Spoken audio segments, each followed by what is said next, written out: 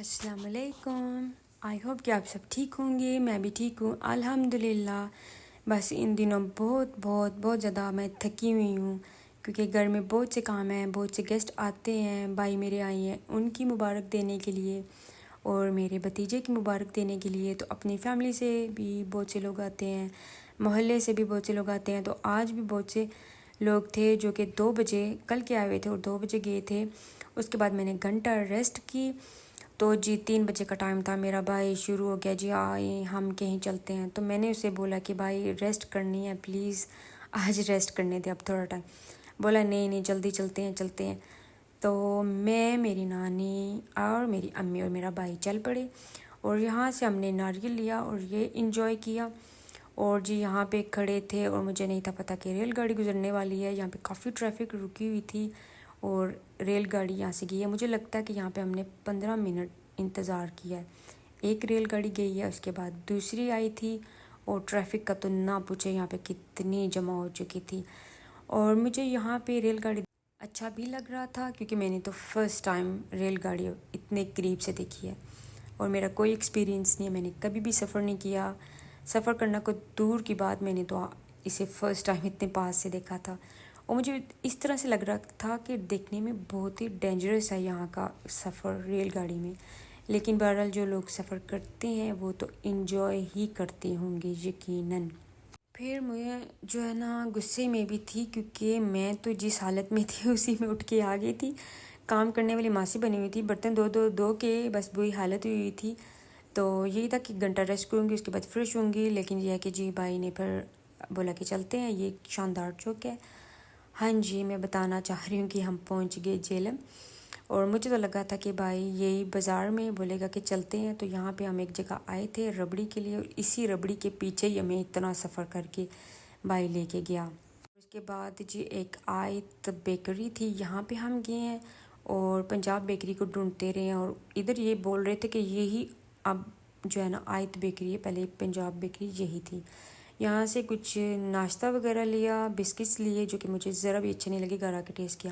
اور یہ جو پیچھے پہلوان ربڑی ہے, یہاں سے ہم نے ربڑی پی تھی اور مجھے ربڑی کا بھی اتنا اچھا ٹیسٹ نہیں لگا. میں یہ نہیں کہہ سکتی کہ بہت گندا ٹیسٹ تھا, اچھا تھا. لیکن یہ ہے کہ اگر مجھے دوبارہ کبھی موقع ملے تو میں کبھی بھی ربڑی نہیں پیوں گی, اتنا ہیوی ڈرنک تھا یہ. میں نے لنچ نہیں تھا کیا ہوا بہرحال, پھر بھی میں نے یہ پیا تو اتنا ہیوی تھا جیسے پتہ نہیں میں نے کتنا کچھ کھا لیا ہے. تو اس کے بعد جی ہم پھر بازار میں گھومے پھرے. تو یہاں پہ میں نے شاپنگ نہیں تھی کی کیونکہ ایک دفعہ پہلے بھی میں آئی تھی. تو یہاں پہ فکس پرائس پہ اتنے ایکسپینسو انہوں نے ڈریسز لگائے ہوئے تھے. یہ شاید ایک پول تھا, پھاٹک تھا, جو بھی تھا مجھے نہیں پتہ. اور یہ مسجد ہے جہاں پہ شاید میرے بھائی پڑھتے رہے ہیں, مجھے تو بالکل بھی نہیں پتہ. ہاں یہاں میں بتانا چاہ رہی ہوں کہ یہ ہماری برتھ پلیس ہے جو جہلم ہے.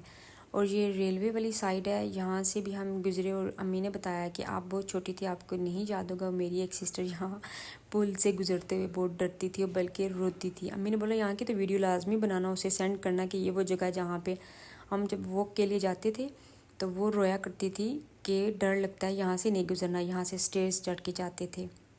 میرے بھائیوں کو یاد ہے بچپن کا یہاں پہ ان کا تھوڑا سا جو عرصہ تھا, لیکن ہم بہنوں کو نہیں یاد کیونکہ ہم بہت چھوٹی تھی جب یہاں سے موو ہو گئی تھی ہم.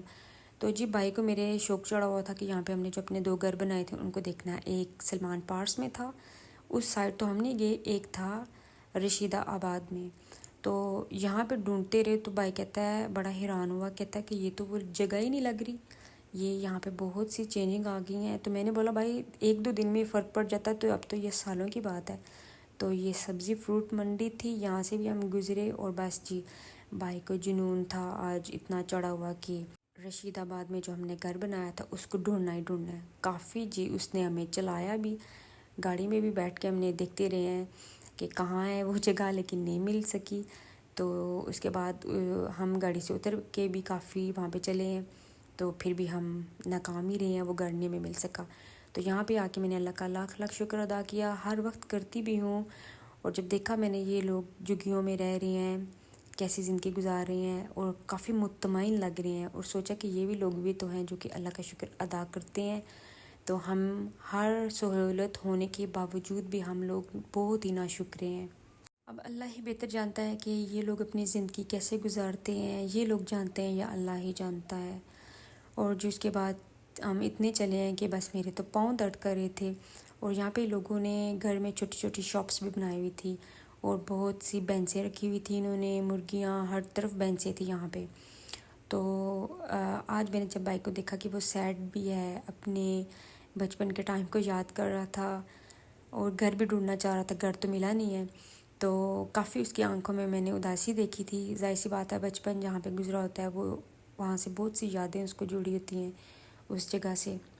بہرحال میں اپنا بتاؤں تو مجھے بالکل بھی پنجاب نہیں پسند، اور بہت ہی گندی جگہ تھی وہاں پہ، جہاں پہ کچھ جگہ خالی تھی وہاں پہ لوگوں نے اتنا گند ڈالا ہوا تھا، اور پانی جمع تھا جو کہ گرین گرین بس کلر میں ہو چکا تھا، کچھ عجیب سین تھا وہاں پہ۔